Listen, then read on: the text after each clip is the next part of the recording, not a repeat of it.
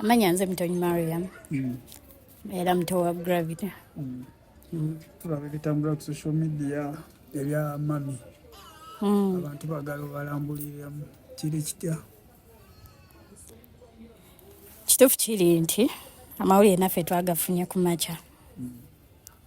Jamu yabadde mu bibye n'afuna akasimu.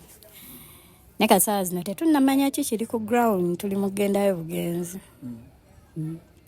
Boyogedde nabo abali ku ground bo bagamba batya?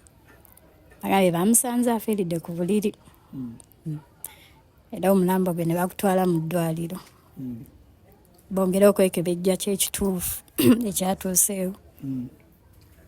Mami abadde mukosefu oba?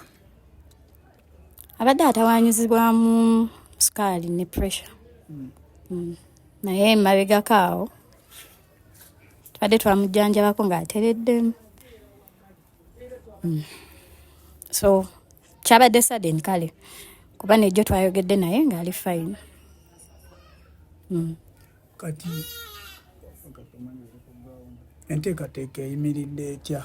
Kati weyogeddeko nabo abali ku ground okuzika kwa ddi? Zika kwa ku Sande.